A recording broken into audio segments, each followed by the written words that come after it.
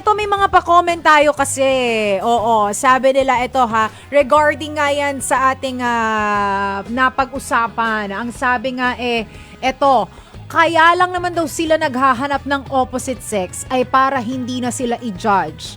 Anong say mo doon, Doc Camille? Okay, first and foremost, siguro dapat nating isipin na you're supposed not to be afraid or be ashamed of your sexuality.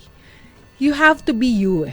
Kasi kung sasabihin mo na ikinahihiya mo kung ano ka, the more na mas lalo kang ma-judge. Kasi kung sasabihin mo, bisexual ako, kung member ako ng LGBT, mas madali yon na matanggap na isang tao. Kesa sabihin mo na maguguluhan ka pa. It can create confusion to the point na parang, una, totoo ba na nagmamahal ka o hindi? Remember, when you talk of love, dapat reciprocated to. So, ibig sabihin, kung kung nagmamahal ka, dapat yung taong ginugusto mo, minamahal ka rin. Unlike yung naalala nyo kanina, nung nagkomanta ang G22, di ba sabi nga na one-sided love, it's unrequited love yun eh.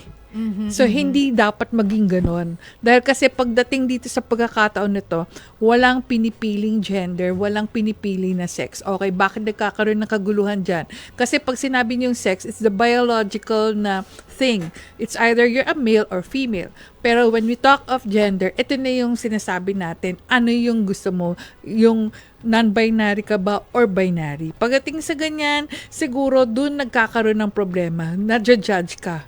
Pero tandaan natin, iba yung pinag-uusapan. Doon nagkakagulo. Sasabihin, ano kay LGBT ka? O kaya nga, hindi naman po yun yung sex eh. Biological pagdating sa sex. Kaya huwag niyong iintindihin yung mga sinasabi ng ibang tao pagdating sa ganyan. Hindi mo kinakailangang ma-judge ang isang tao just because meron akong gender preferences. Totoo. At saka sa pag-ibig naman, universal naman yan, di ba, Doc? Wala naman yung pinipiling gender kung nagmamahal ka. Dead ba na nga sa mga judger na yan talaga? Totoo. Dead ba na dyan, di ba? As long as alam mo sa sarili mo na wala kang tinatapakang tao, huwag ka matatakot, di ba? Nagmamahal lang ako. Huwag nyo nga inaano to. Totoo yun. At diba? saka pagdating sa ganyan, hindi mo naman kailangan maging homophobic eh. Ano yung sabihin ng ganun? Meron ibang tao kasi pag nalaman na Bex ka parang, iba na yung dating mo. Iba? Hindi.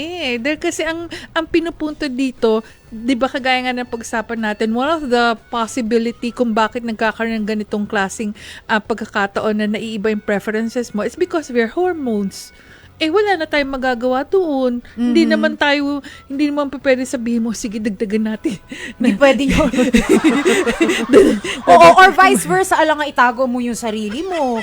Diba? Parang ikaw rin ang mahihirapan nun. Yes. Diba? Dahil iniisip mo yung judgment ng tao. Totoo yun. So, kaya nga nagkakaroon tayo nung, alam mo yung, ito na yung tinatawag na nating psychological condition, yung gender dysphoria.